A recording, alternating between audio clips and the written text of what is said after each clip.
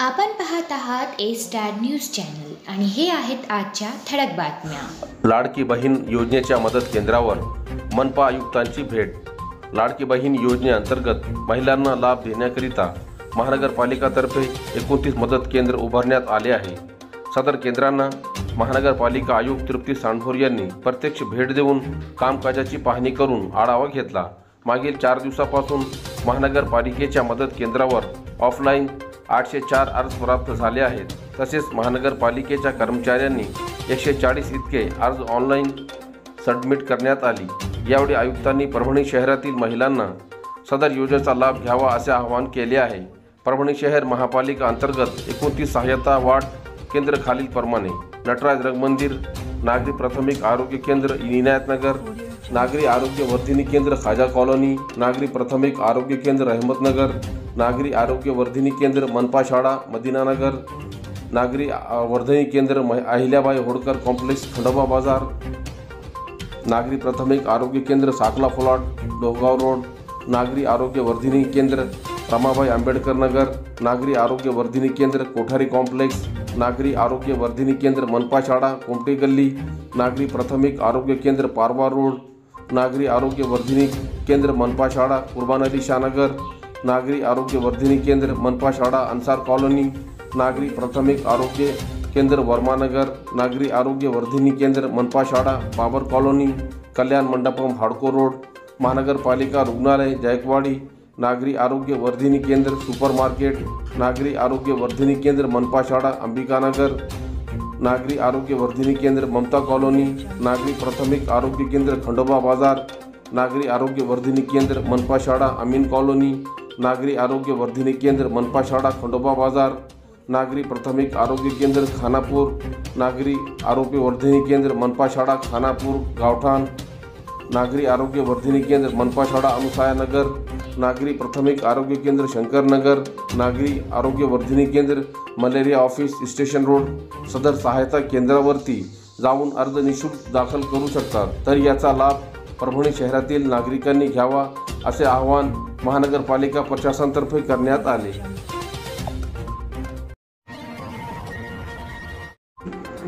अतिवृष्टी बाधित गावचे पंचनामे करण्याचे तहसीलदार यांचे आदेश। जिंतूर तालुक्यातील सावंगी, बामणी व इतर मंडळाअंतर्गत असलेल्या गावात अतिवृष्टीमुळे शेतपिकाचे नुकसान झाले होते, म्हणून संभाजी ब्रिगेडच्या वतीने पंचनामे करण्याची मागणी निवेदनाद्वारे करण्यात आली होती। याची दखल घेऊन शेतातील पिकांचे झालेले नुकसानाची तत्काळ पंचनामे करण्याचे आदेश तहसीलदारांनी दिले आहेत। मागील 2 ते 3 दिवसापूर्वी सावंगी, बामणी, आडगाव आदी मंडळात ढगफुटीत सदृश्य पाऊस पडला होता। यामुळे शेतातील सोयाबीन, कापूस, तूर, मूग आदी पिकांचे नुकसान झाले असून मोठ्या प्रमाणात जमिनी खरडून गेल्या आहेत। त्यामुळे शेतकऱ्यांचे मोठे आर्थिक नुकसान झाले। आधीच अडचणीत असलेल्या शेतकऱ्यांना अतिवृष्टीमुळे प्रचंड नुकसान झाले असल्यामुळे शेतकऱ्यांना शासनाने तत्काळ मदत करावी अशी मागणी संभाजी ब्रिगेडच्या वतीने तहसीलदार राजेश सरोदे यांच्याकडे निवेदनाद्वारे केली होती। तहसीलदारांनी दखल घेऊन तलाठी, कृषी सहाय्यक व ग्रामसेवक यांना लेखी आदेश देऊन तत्काळ पंचनामे करून अहवाल सादर करण्याचे निर्देश दिले आहेत। दिलेल्या निवेदनावर संभाजी ब्रिगेडचे जिल्हाध्यक्ष बाळासाहेब काजडे, तालुका अध्यक्ष ॲडव्होकेट माधव दाभाडे, शरद ठोंबरे, कपिल काजडे, संतोष काकडे, सदाशिव सरकटे, शेख इर्शाद पाशा, लक्ष्मण गायकवाड, रामप्रसाद काकडे यांच्यासह आदींच्या स्वाक्षऱ्या आहेत। शासनाच्या वाढू धोरणाचे गौडबंगाल, शरद चव्हाण यांचा आरोप। जिंतूर तालुक्यातील गरजू घरकुल धारकांना स्वस्त दरात वाढू उपलब्ध व्हावी, वाढू तस्कराकडून त्याची आर्थिक पिळवणूक होऊ नये असे शासनाचे धोरण आहे। पण एकही वाढू डेपो सुरूच केला नाही। अनेक वाढू घाट तस्करासाठी खुले ठेवण्यामागे शासनाचे धोरण काय आहे असा प्रश्न विचारला जात आहे। 600 रुपये बरासप्रमाणे वाढू विक्री करण्याची शासनाचे धोरण हवेतच विरडले आहे। शासनाचे वाढू धोरणाचे गौडबंगाल वाढू तस्करांच्या फायद्याचे झाले आहेत। दरम्यान प्रशासनाच्या अटी व शर्ती यांची कुठली पूर्तता केली जात नसताना त्यांना वाढू घाटातून उत्खनन व वाहतुकीची परवानगी प्रशासनाने का दिली?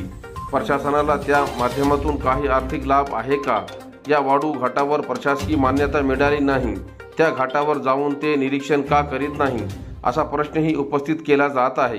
काही वर्षापासून गौण खनिजाची उत्खननात वाढ झाली आहे।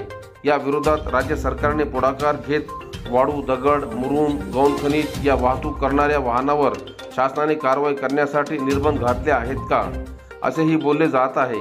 जिंतूर तालुक्यातील अवैध वाळू उपसा व वाहतूक व गौण खनिज उत्खनन मौजे, सावडी, निलज, वझर, इटोली, डिग्रस, दुधनगाव, येसेगाव येथून अवैध वाळू उपसा व वाहतूक व जिंतूर शहर जवळून MIDC जिंतूर नेमगिरी रोड माडालगत साखरतळा माडावरील गौण खनिज उत्खनन अवैध करत आहे।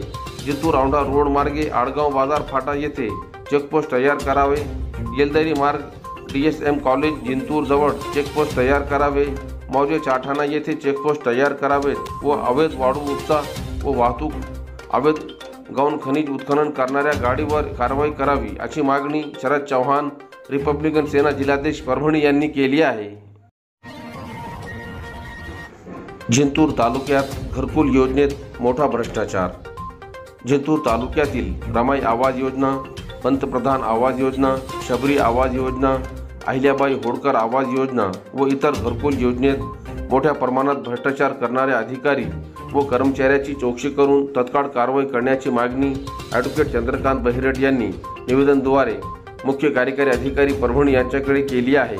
शासनाकडून ज्यांना घरे नाहीत अशा गरीब कष्टकरी हातावर पोट भरणाऱ्या नागरिकांसाठी घरकुल योजना राबवली जात आहे। या योजनेचा हेतू जरी चांगला असला तरी सध्या पंचायत समिती जिंतूर येथील पदाधिकारी व कर्मचारी हे एजंटसोबत संगनमत करून या योजनेचा हेतू संपवण्याचे जणू धोरणच आखले आहे। निवेदनात म्हटले आहे की पंचायत समिती जिंतूर येथील घरकुल योजना विभागातील अधिकारी व कर्मचारी तसेच एजंट यांनी मिळून लाभार्थी निवडीमध्ये मोठ्या प्रमाणात गैरप्रकार करून अनेक पात्र लाभार्थी दुबार निवडले व एकाच परिवारातील अनेक सदस्य पात्र दाखविल्याचे म्हटले आहे। त्याचबरोबर पंचायत समिती संबंधित विभागाच्या अधिकारी व कर्मचारी यांना लाभार्थी निवडीचे सर्व शासकीय निकष डावलून पदाचा गैरवापर करून आपल्या मर्जीतील एजंट व लाभार्थी यांच्याकडून प्रत्येकी 1000 ते 10,000 रुपये घेऊन अनेक बोगस लाभार्थी मंजूर यादीत निवडले असल्याचे सांगितले आहे। यामुळे अनेक खरे पात्र व गरजू लाभार्थी सदर योजनेपासून दुरावत आहे।